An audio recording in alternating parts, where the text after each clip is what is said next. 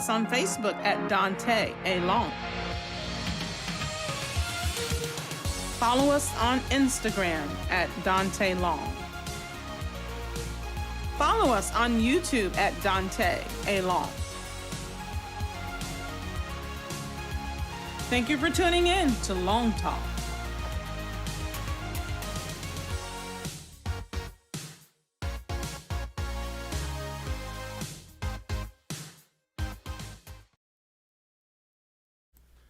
Good evening, good evening, good evening to all, and thank you so very much for tuning in to Long Talk on this Tuesday edition, and I am so grateful that you've taken the time to tune in for this meaningful dialogue each time that we have an opportunity to share, and I am so grateful for yet the viewing audience of many of you who watch us each week, each Tuesday and Thursday, and tonight is a very special, meaningful long talk. And many of you, I'm going to ask you now to please, I'm going to be most aggressive tonight when I ask this, only because of the sensitivity of the subject matter of this long talk. We're going to be discussing the public education, particularly in the Clayton County school system. And so tonight, I really need you, ma'am and sir, to please share this time of long talk, and the instructions are on your screen. Here you can watch us live right now on Facebook, and thanks to the many of you that are already watching, as I see many of you are watching already on Facebook, and also thanks to many of you that are already watching on YouTube. And if you are on Facebook, I need you right now to please hit share. I need you to share this because there are thousands of residents in and around the Clayton County area that need to hear this dialogue and this long talk on tonight. Also, if you're on YouTube watching tonight, I really need you to subscribe and hit that notification bell so that you can stay engaged, because there's going to be many more updates that come out of this long talk on tonight. And for many of you that are on Instagram and are on Twitter, there will be many updates in the days to come from this conversation. So I need you to go ahead and follow us on all of these social media platforms. And it's very simple. To whatever platform you go to, just search for Dante Long, Daunta Long. You'll see it there on your screen. Do that for us tonight as we are just getting ready to prepare for this conversation and keeping in good housekeeping. But again, thank you so much for watching. I see many of you are already on, and thank you so much for taking part in this conversation. Tonight, we are so honored. On last evening, breaking news came out of Clayton County Public School Board of Education meeting. And tonight, we are honored and we are privileged to have the chair lady of the Clayton County Board of Education. Tonight, Long Talk family, please help me welcome the distinguished chair of the board. Yes, Miss Jessie Goree. Good evening, Madam Chair. How are you? I'm doing great. How are you? I'm doing well as well. I want to say thank you so very much for taking the time to sit down with the Long Talk family. Thank you so very much. I trust all is going well for you. Yes, it's going very well. It's just this technology is a little tough to maneuver. I'm an old school girl. Oh, you're okay. You're okay. You are doing just fine. I'm so thankful that you've taken the time right off of the heels of a historic board meeting on last evening to come and to sit down with the Long Talk audience. And we're just so happy to have you here. Your voice carries a significant amount of weight. And tonight we are desperately, my phone has been ringing off the hook, Madam Chair, all day, wanting to see exactly what it is that you knew in response to the board meeting last night. And I told everybody, the dozens of individuals that called me throughout the course of today that they had to tune in just like everybody else tonight, so that they could hear from the chair lady herself.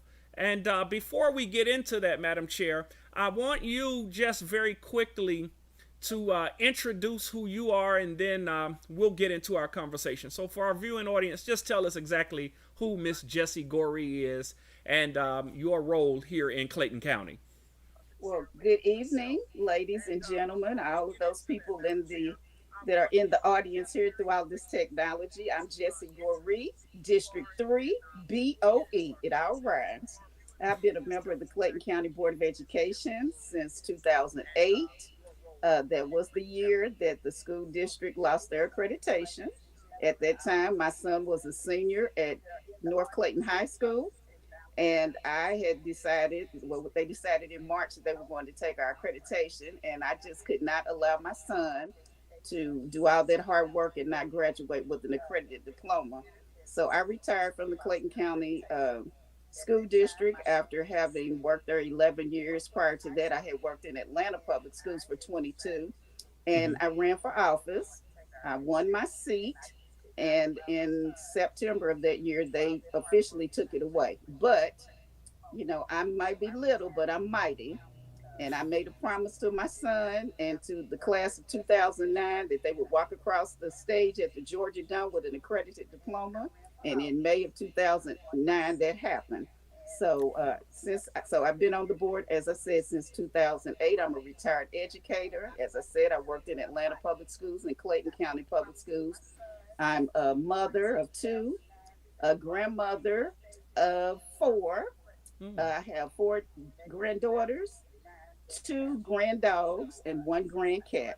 So very happy. I have 55,000 children in Clayton County Public Schools that I'm the mother of, and I like to take very good care of all of my children. Happy to be here. Absolutely. Thank you so very much. And I'm so glad you highlighted the fact that you are a champion because you were on the front lines when national coverage was declaring that Clayton County had lost their accreditation and that this was historic, and we're really painting a narrative and a picture that the school system would never regain it. But while that narrative was being broadcasted, you were working on the front lines to make sure that that narrative would be erased. And as you said, in 2009, that accreditation was restored. And it was a history. I will add this, that yes, my picture went around the world. It did. When I came out of the office and we lost our accreditation, I was crying on the shoulders of Representative Mike Glanton. I was on the cover of the New York Times all the way over to Seoul, Korea. And I had friends calling me asking, what's wrong with you? And so anyway, told them the story and went back to North Clayton High School. And it was an atrocity of a sight, if I could say so, because parents were immediately coming and withdrawing their children from school. But absolutely. Those that had the faith, you know, we regained our accreditation. Absolutely. And so if that wasn't a historic hardship within itself, then last year you were diagnosed with breast cancer. And I'm happy to report that you are a cancer survivor.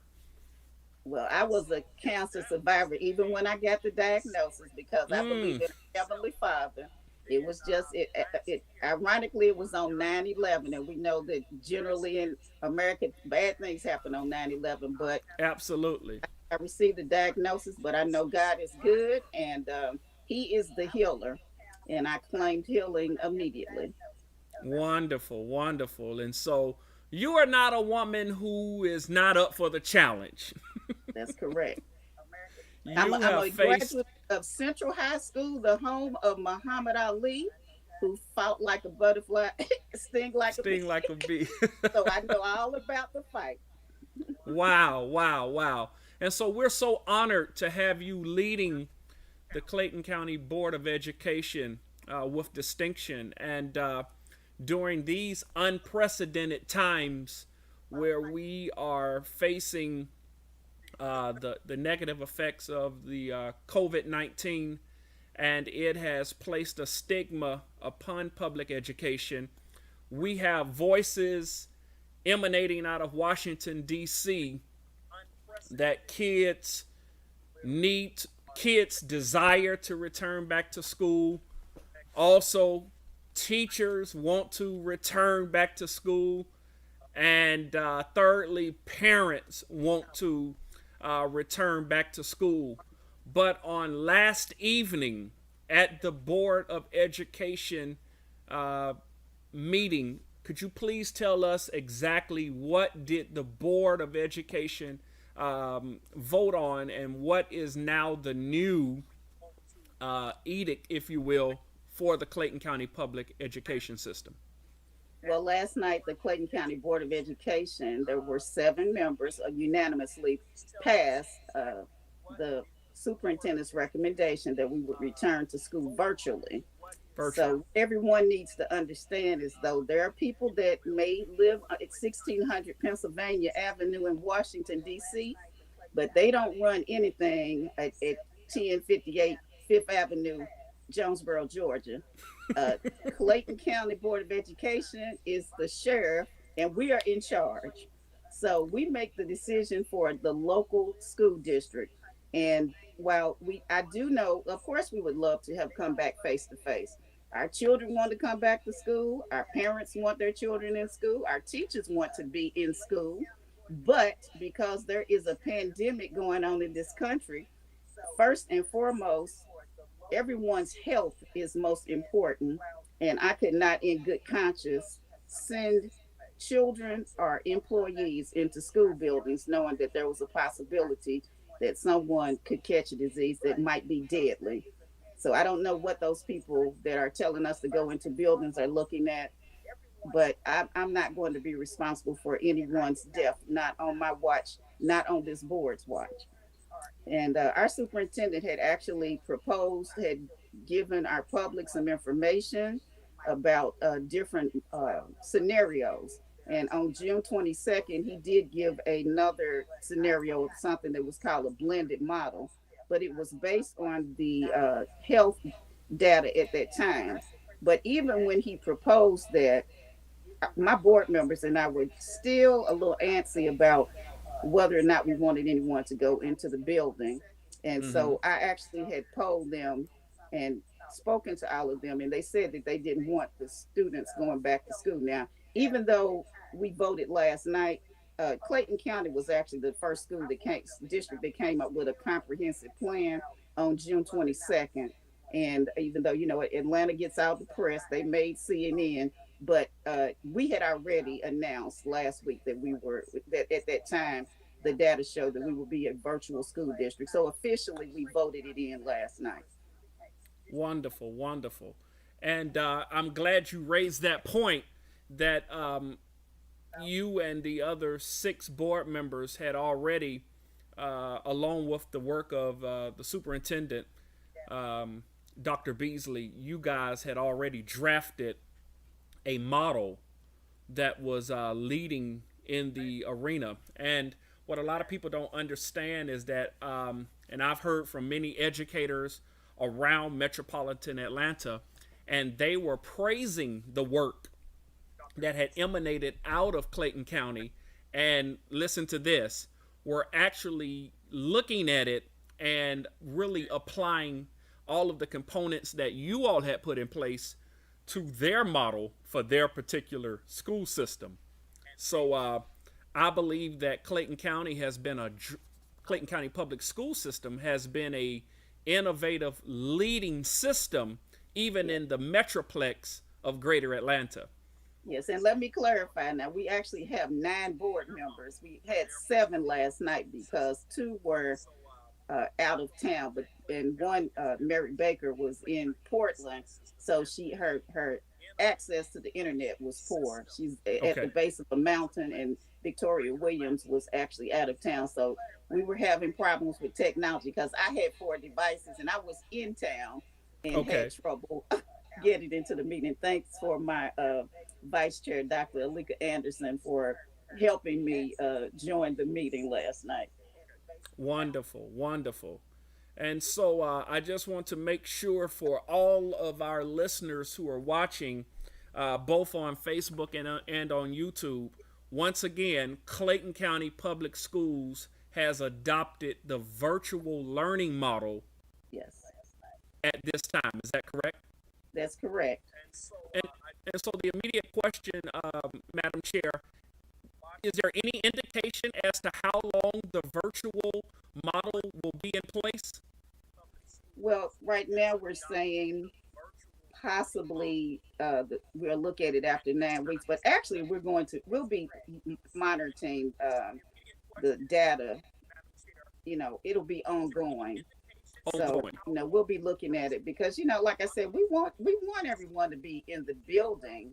That's what we want. Because the people, of course, when I look at the students, students that will suffer the most will probably be our students that have an IEP, some of our special needs students. And I've heard from a lot of their parents, like today I had a parent, we had a long conversation about their needs. So those students will suffer the most because they need one-on-one physical contact, therapy, all that type. And then when you just look at all of us, because I know by now we all want to get out and enjoy life. We've all been quarantined. I've sheltered in place. As a matter of fact, I was sheltered in place because I'm 65. The governor just allowed me to be released. I think it was in June. I think June 12th was the day that the senior citizens were supposedly able to come back out. And some of my friends we were joking about, being able to go back out in the public. So everyone wants normalcy in their lives. Great, great, great. And so the superintendent said this morning, since the virtual model has been adopted, many families will be at a disadvantage because perhaps maybe mom and dad are still forced to go to work, or if it's a single parent home, that mother or that father. And he called on the faith community to be individuals to help with assisting many of the children. What are your thoughts about how the faith community can really help with those families that have child care needs at this point? Well, he did call on the faith, but I'm calling on the village. It takes a whole village to raise the child. So by calling on faith, that's great. I would say more so with them, where we might need to pray, but But the problem would be still with the faith base is we can't go into their buildings either. Churches are closed. So I think that we need to be calling on neighbors and family members and all of that type of stuff, because we're going to be virtual, but virtual means that there will be some flexibility. We know that parents will be working. So I really feel like families and neighbors and, the whole community needs to come together to help one another. Because let's say, for example, if I work, but my neighbors next door are, at home, if my neighbor would allow my children to go over for supervision, that would be a great asset to solving the problem. We know that because parents work, that while our instruction might be live, it will also be taped. So let's say Johnny might not be able to get the live instruction at 8 a.m. But when his mom comes home at 6, that lesson will be available to him, because, that's what you can do with virtual. Just like we're doing this show right now, people can come back and look at it later or on Facebook Live or whatever platform that we're going through. But he did call on the faith leaders, because there are some things that the faith leaders can also do. It may not be as far as childcare, but possibly maybe they could assist us with computers or connectivity or those types of things. They might be able to do. And like I said, anybody is taking a chance when they go into a building and they're not, it's with someone other than their family members that they've been quarantined with. You're taking a risk. So and our faith-based ministers are very good partners with Clayton County Public Schools. Absolutely, absolutely. I want to say that for those that are watching, and we've heard many of those concerns all afternoon, that child care is now a viable concern. Um, I think what I would like to say, and I hope that you agree with this, that no matter what model is chosen, somebody's going to be at a disadvantage, right? Yeah, that's correct. Somebody is always going to be at a disadvantage. But as you heard Madam Chairlady say, maybe you can call on other family members, or if there is a trusted neighbor, or if it is that you have a family friend or somebody that you trust, mom, that you trust, dad, with your child. And I know a lot of people say, well, I don't trust anybody with my children. But I hope that you do have some family member that you can trust with your child. And with modern technology, you know that you can correspond with a child throughout the course of the day to check on that child's welfare and their quality of life. So that's where we are with that. Madam Chair, also, people are asking, well, if we're virtual and I don't have a computer, what am I to do? If I don't have a computer in my home, what am I to do? Well, right now we have approximately 30,000 computers that are available. And we do know that some of our constituents have computers. So what we will do, all of our principals are going back, looking at their enrollment and going back to last year's data and checking to see which families didn't have computers last year. So the first thing we're going to do is use those 30,000 computers and make certain that those are issued out first. And I'm pretty sure that we do have 20,000 people that have a computer. We bought computers with our SPLOST money that our Clayton County voters passed last year. So we have purchased enough computers for every student to have a one-on-one device and connectivity. It's just that since this is a situation, a universal situation, all the other school districts are looking for devices. Ours won't come into the end of September. So we think that we will definitely be ready. And okay. Prison. So we're projecting that those additional computers will be available somewhere around the end of September. Yes.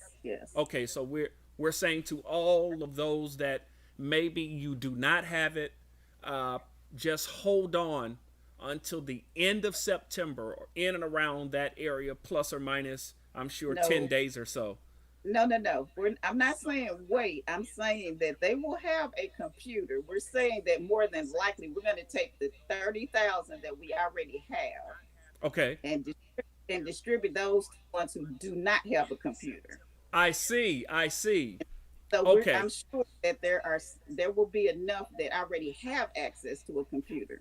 So everyone will start out with a computer, and if we will make a way on August 10th. We will make a way so that everyone will have access to the internet. Great. We will, because we also have a television station. The school district does, and if all else fails, we'll utilize media on television if we must. So we do have a station, but we will have the computers available for our students. What I'm saying is that those, we'll say about 20,000 will be using their own devices. Once all of the devices come in, then we will give those 20,000 students one of the devices that the ones that they should have gotten in the first place. I see. Thank you so much for that clarification. Thank you so very much. And I wanted to add one other thing when you ask about how we can help one another. Everyone needs to be very flexible at this time. So I'm hoping that people, wherever you in your working environment, that maybe there are some situations where, I don't know, if employers would allow a parent to bring a child, or maybe set up some learning areas for those children at work. We have in our large businesses, they have daycare centers, those types of things. So maybe that might also be possible for our parents. And we do apologize, but as you said, we can't please everyone. But the one thing that no one can buy is good health. Yeah, So it's it's better to be safe and alive than it is to be sitting in a brick building, and then we will soon be attending funeral services now that we can't even do that in a large group. absolutely, absolutely, absolutely. It's better to face a few inconveniences Yeah, than to be facing catastrophes. that's correct. Absolutely. Boy, you sound like a good mama when you say it that way, Madam Chair. Gotta put it. We gotta put it in good perspective. Right. We rather face a few Yes, inconveniences, rather than catastrophes, and so that's correct. we certainly are thankful for that. Real quickly, we have to go to a very quick commercial break, but when we come back from this commercial, Madam Chair, I want to get into internet access and then also a little bit more about that budget, okay? Okay. All right, great. We'll be back in about 30 seconds. Okay. Equality versus equity. Equality means every child gets a pair of shoes. Equity means every child gets a pair of shoes that fit.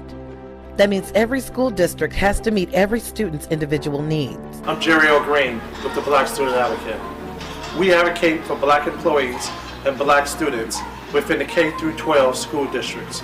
We hold school districts accountable to make sure that Black students and employees are in a fair and equitable workplace.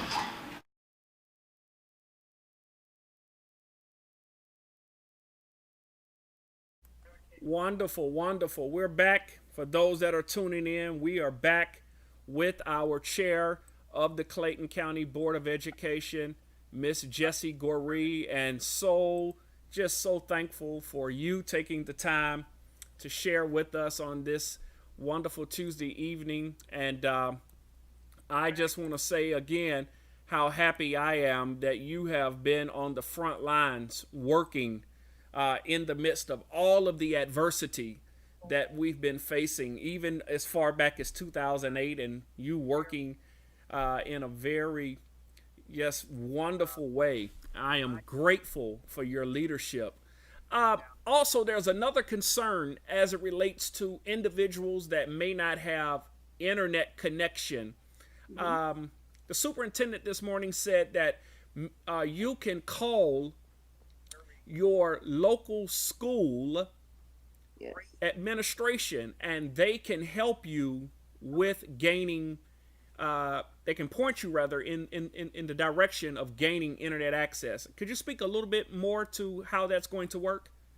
Yes, as I said, last year our schools closed on March 13th and we went virtual. So, based on those students that were in the school that last year, our principals already know who signed in, who had computer access, and who didn't. And I was kind of trying to look at some of the questions that people are asking on Facebook, and someone asked, "How do you let someone know?" The principals of each school will be reaching out to families, and they know who won't have a computer. So, like for example, we will have new students coming into the building, such as we have, actually even our pre-K. We have pre-K classes. They will also be virtual. Our kindergarten students might be new to the district. So we will check with every single family to find out whether they need a computer or not. Sure. So we have a plethora of a group of employees. We have school liaisons at our schools. We have, the assistant principal. We have social workers. So everybody is going to hit the ground running. Because even I saw today someone asked about, well, what are the nutrition workers? Will they be working? Yes, they will be working, because not only will we be looking to see who needs a computer, we also will still need to feed our students every day. So we'll be delivering food to families. So every single person, even though we won't have buses running, bus drivers may be delivering computers. So everyone is, like I said, it's going to take the village for us to make this happen. And we're buying into that concept. So everyone will have a job to do. We will we're going to have a handbook online. I believe it'll be at the end of the month. I'm not sure if the date was June 28th or, I mean, sorry, July 28th. Or, that seems to be the date that's in my mind, that will be online for our parents to look at our handbook. We are, we will also do training with our parents as well, because we know that some parents may not be computer savvy, and because a lot of parents really are grandparents like me. And as I said last night, I had a problem trying to get into my own board meeting. And, we had a little bit of a problem trying to make this work today. So, Yes, ma'am. Yes, ma'am. yeah, so everybody has a job to do. But we all, as you said, and I'm really sensing what you're saying, that everybody's going to be working in a concert of effort Yes. to make this happen. The And, village. taking the village. It's a large village. It's 55,000 strong. Yeah, that's right. But as you said, we've got school administrators, we've got teachers, we've got a board of education, we've got a superintendent, we've got bus drivers, we've got technology workers. We've got so many people in so many different capacities that can help facilitate and progress us until we're able to bring back a sense of normalcy Yes. into our schools. And so let me ask you this. There are individuals, we've gotten reports, that are going up to the schools trying to enroll their children, because we've got, as a great thriving county, people moving into the county, purchasing Right. new homes, moving into new apartments and so forth, and they're trying to register those children. Madam Chair, again, what's the best way for individuals to register those children that are trying to get into the school system? We have instituted an online registration platform. So we're using technology. Now, if the parents you can't come in the building to do it. You need to do it online. As a matter of fact, I went through some of the questions that people had asked after Dr. Beasley's address, and they were saying that they couldn't get on the online registration platform. And I just told them, email me. I'm passing, my email is public. If they can't log on, all 9 of us, our emails are public. They can send me an email. We have a help desk, but sometimes it doesn't get there. So they can do that. We have an awesome library system in Clayton County where they can use the access internet service at our public libraries. So everything is online right now. And so there won't be the opportunity to actually come into a building. And as I said, we do have social workers. So if there's still a problem, if we need to come to the house or whatever, we will do whatever we need by any means necessary. We will have everyone enrolled. As a matter of fact, Dr. Beasley said that, we may be above the 55,000 mark. We don't know, but we are a growing school district. So that's the easiest way to do it. And right now, I've been going through my own treatments at Kaiser Permanente. I went in there one day. I had a couple of my nurses that said they couldn't get on. So I just did a screenshot and sent it to technology, and, they were on. So, we're working. We're working. Absolutely. And you said it earlier, not only just for the education piece, but also for the nutrition piece. And I do want to applaud how at the end of last year, from March 13th until May and all throughout the summer, the school district has been very proactive to supplying daily meals Yes. for many residents. And if many people are having a hard time, again, because we know a large village, everybody doesn't know, if they are trying to figure out how they can take advantage of the food program, exactly how will you lead them to that place? Well, they can go to our website. Let me see. I'm using my other phone for Facebook. You're okay. Live. You're okay. So right now, I can't tell you exactly how many schools we have. I'm going to say we have maybe about 25 schools that are that we feed students every day now, and then we also have the Atlanta Food Bank at schools. I think at 5 schools on Friday, and the Atlanta Food Bank is for anyone. So Okay. anybody don't have to be a student of Clayton County Public Schools. You can be a family. You can drive to the school. I know that in my district, I know West Clayton is one of the places. I have a friend. I'm gonna shout her name out. Maybe she's watching. Teresa Byers. She's my line sister. She volunteers at Lovejoy.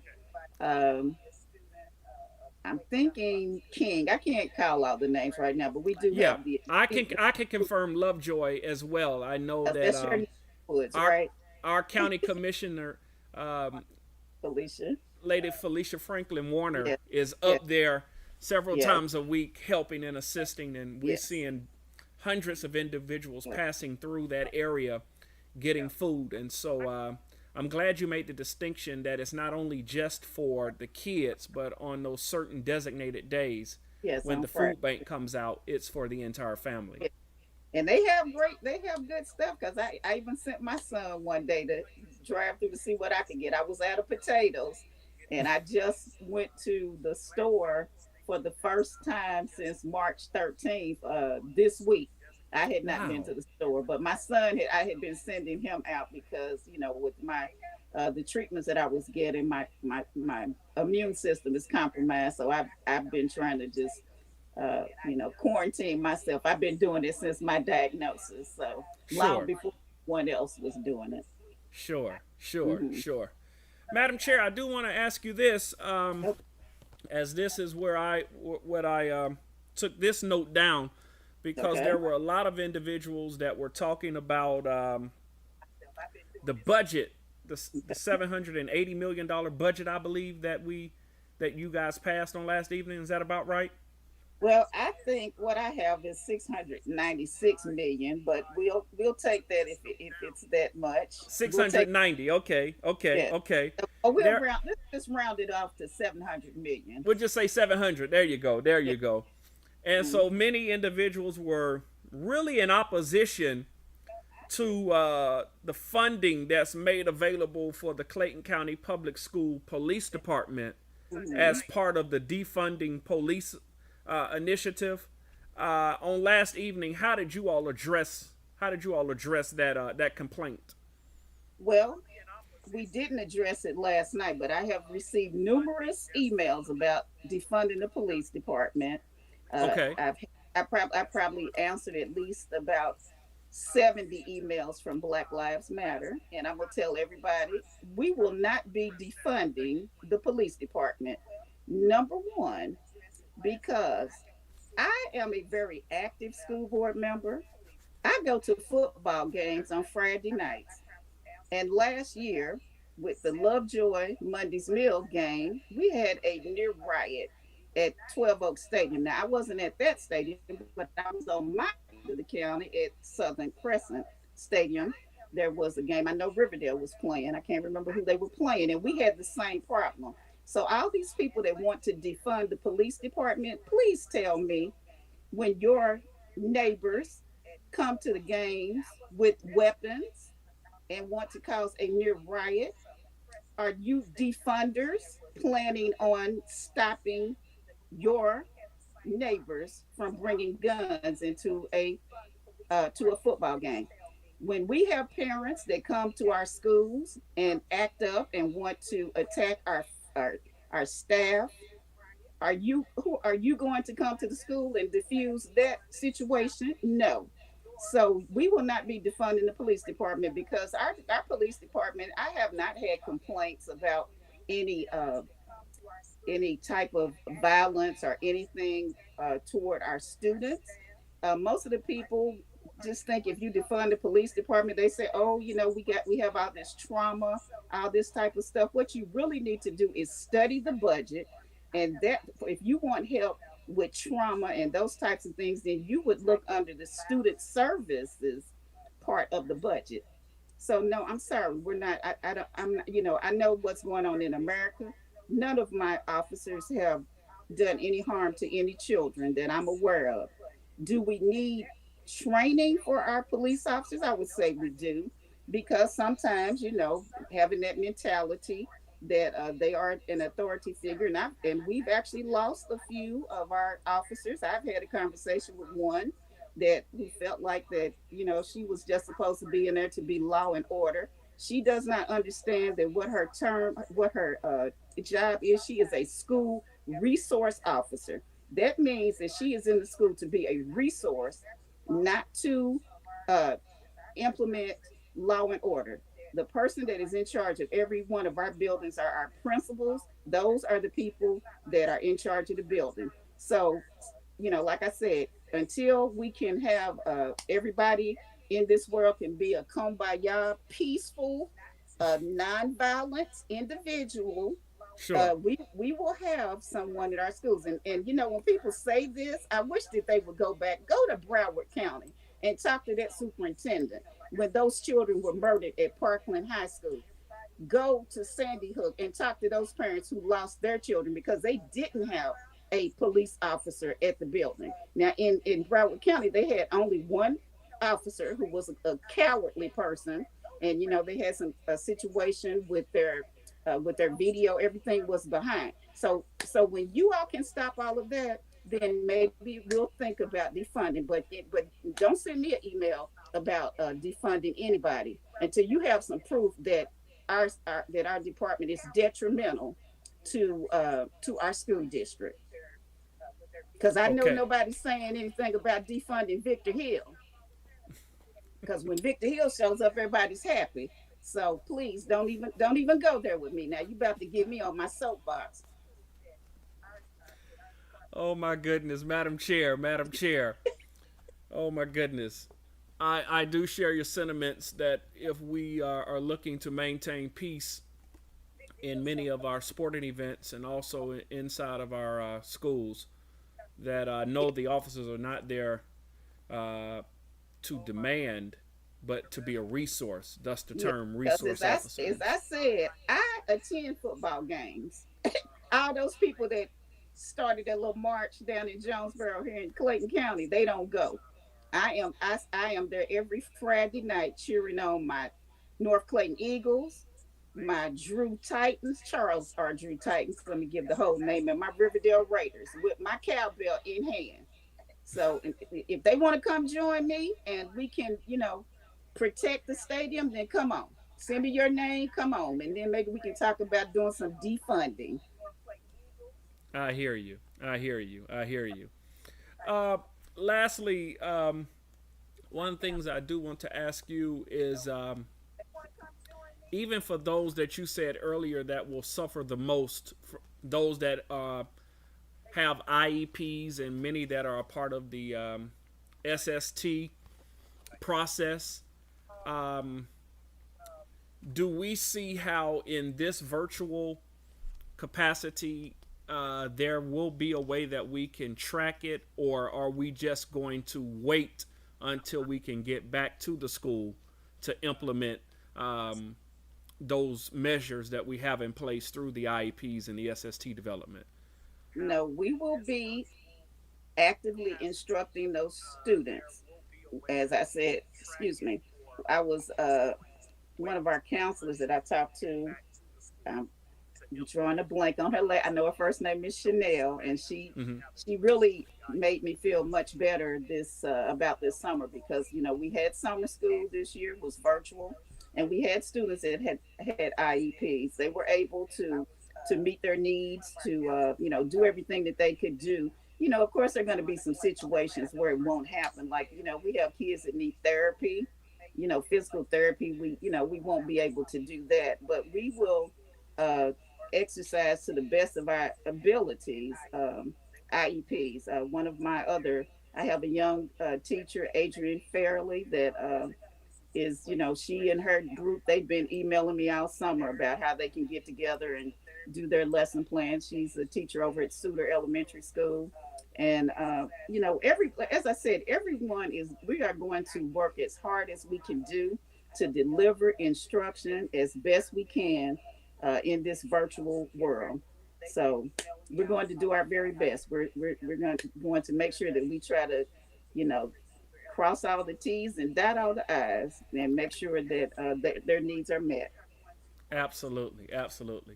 Well, Madam Chair, thank you so very much for taking the time to come on and talk to our audience tonight. And I'm just so grateful for your leadership as you continue to respond to the many challenges that we face.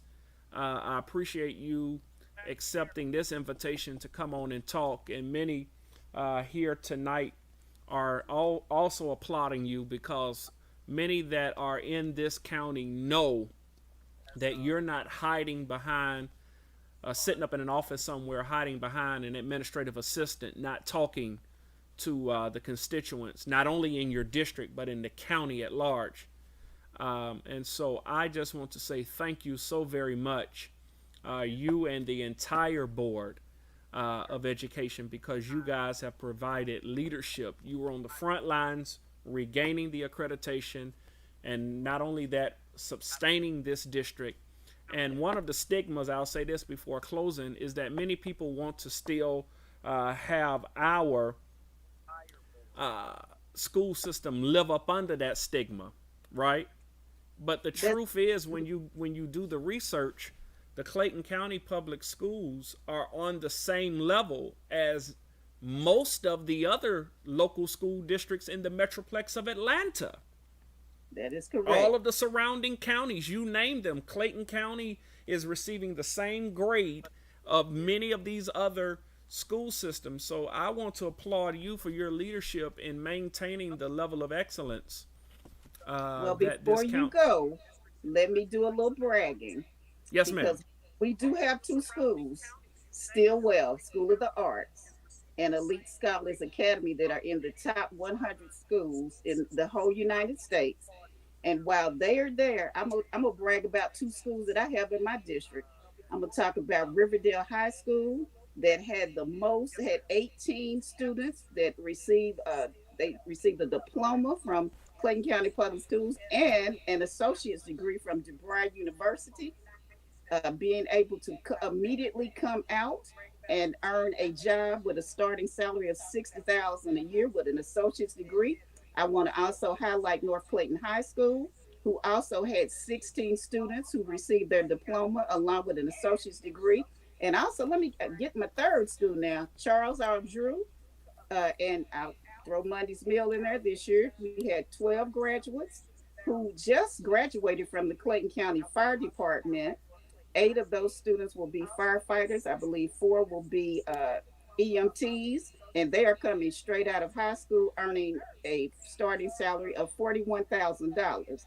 We are the only school district that I believe in the United States that has that program. We're doing it in conjunction with the Clayton County Board of Commissioners, and I want to commend Commissioner Sona Gregory, who that was her baby, and Chief Landry Murkison, who did that. So they can say what they want to say about grades. Grades don't mean anything. That's a number that people like to come up with to make us look bad. But I know what my students are doing in Clayton County Public Schools. They are excelling. We are committed to high performance, and we will continue to be committed to high performance. Wonderful, wonderful, wonderful. Many are chiming in on Facebook. Many are saying that you were their teacher many, many years ago, and I'm just so happy. Leah Robinson, you were my favorite and best teacher in school.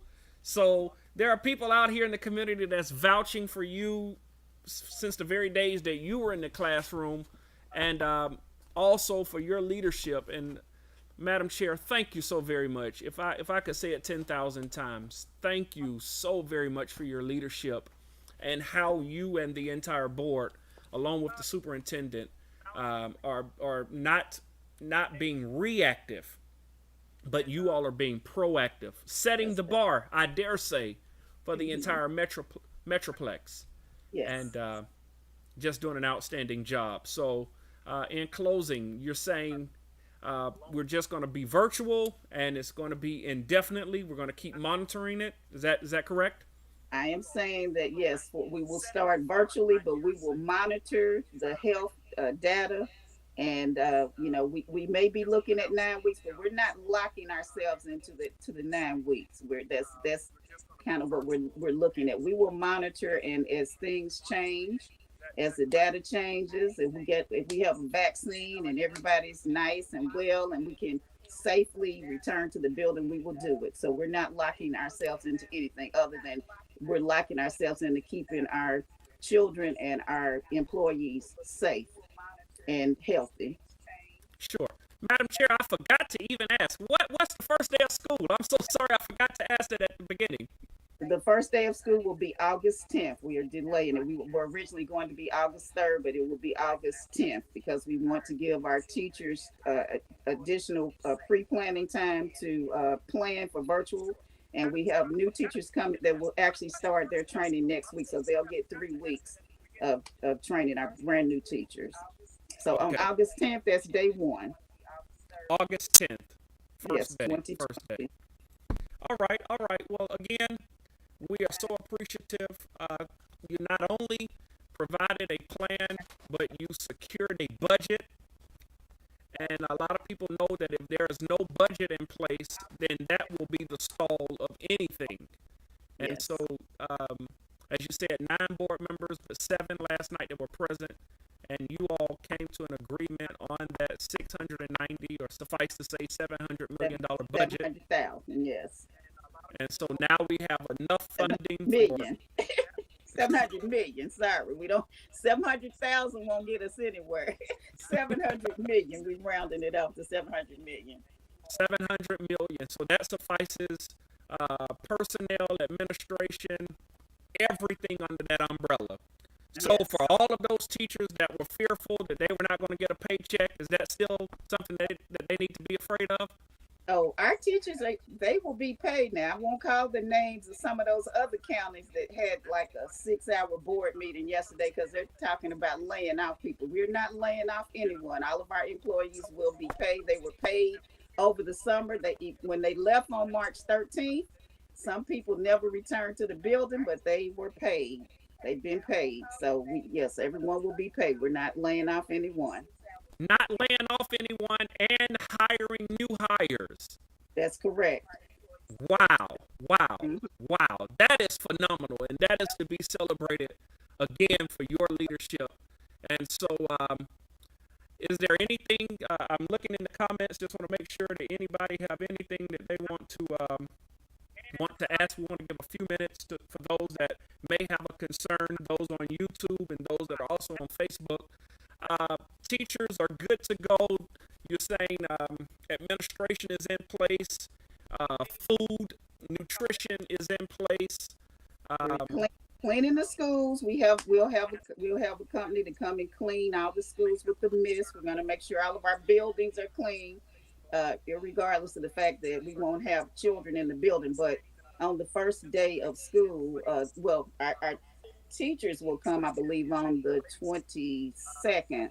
So they may report to a school. It just depends. The principals have jurisdiction over how they're going to meet, because we don't want our teachers to get in large groups. They may still be virtual. If some of them want to come into the building, they can. They will be able to come into the building to utilize our technology to deliver their lessons. They did that last year, but we want to make sure that the buildings are thoroughly cleaned. And so, everybody will still be working. I do want to shout out to my former student. I think you said Leah. I want to say that, while some people just became woke with the advent of what's going on, and they, social injustice and, Juneteenth and all that stuff, my students know Lift Every Voice and Sing, because they know that when I was their teacher, they had to learn a speech every month. So they're already woke. They know about their history and all those types of things. And I guess maybe, when people were talking about defunding the police department, maybe that's something that they want, but we are going to make certain that our students know their history. I'm going to make certain that all of my students that are 18 years old, that they will be registered to vote, because it is very important that in November, that everyone that can come to the polls, that they will stroll to the polls. My sorority, the committee that I'm on, political awareness, Our political awareness committee just won at our virtual Delta Sigma Theta sorority. Let me throw that in there. Incorporated at our Mm-hmm. virtual convention. And so we are working very hard to make sure that we register everyone. And we're also working very hard to make sure that everyone has filled out their census information, because the census information is vital to Clayton County, not just Clayton County schools, but Clayton County as a county. That has to do with how many representatives that we have. Is that represents the state of Georgia. All of those things are very important. So we will be working on all of those things. Sure. Madam Chair, before we go, we just got one comment in that asks, how will the pre-K look virtually? Well, I wish I could answer that question, but all I know is it'll be virtual. And so when I laugh, okay, when go, they say what that, you said earlier, I want to circle back to what you said earlier, to contact that school principal and that school administration. Yes, we don't have pre-K at all of our schools, but we do have them. We have at least one class at many of our elementary schools. We're actually working to try and have at least one pre-K class at every elementary school. As a matter of fact, our SPLOS money, we will be building an early learning center over in Riverdale, which will be like ages 3 on up to second grade. So the person that's in charge of that is Dr. Joy Bradley, and her email address she's joye.bradley@clayton.k12.ga.us. You can contact her, but I do know that yes, it will be virtual. And for anybody that's upset about that, if you look at Sesame Street, that's virtual. Because my daughter she learned shapes, she learned how to read looking at the Cookie Monster and Ernie and all that. That's virtual.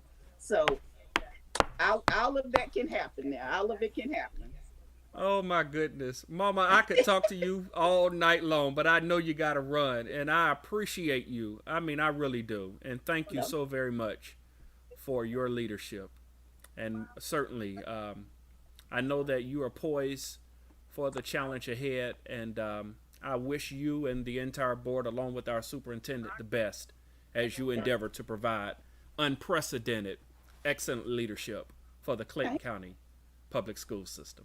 Thank you so much, Mom. Okay. Take care. Take care. My pleasure. Listen, tonight I pray that you were informed and enlightened in this long talk with the board chair of the Clayton County Public School System. Miss Jessie Goree is a woman who is not afraid of a challenge, and so to all of the parents that are watching tonight, you saw firsthand that this is the woman who led the charge to get the entire school system out of the dumps of not being accredited. And if she could do that for us, I believe that she, along with the superintendent and the entire board, can position us during these unparalleled times of just pandemic and plague. I know some get afraid when I use the word plague, so we'll suffice to say pandemic. So, with that being said, for those that have many questions about how to register your child or what it's going to look like, please point all of your concerns to your local school administration. That principal, that assistant principal, that counselor, and hopefully that will take place. If you need information about where to get food, if your family is in need of food, you can visit the website. Also, the superintendent said this morning as well, you can download in the Google Play Store and in the App Store the Clayton County app. There is an app made available, and so you can go there. I hope and I pray that we've provided enough information here on Long Talk tonight for you and those that are watching. And continue to join us. We'll be back on Thursday night with more information that will help you and be just most, and when I say this, be most helpful. The whole reason why we're on Long Talk is to provide information so that your lives and your quality of lives can be made better. So thank you so much for watching, and we'll see you again this Thursday night. Follow us on Facebook at Dante A. Long. Follow us on Instagram at Dante Long. Follow us on YouTube at Dante A. Long. Thank you for tuning in to Long Talk.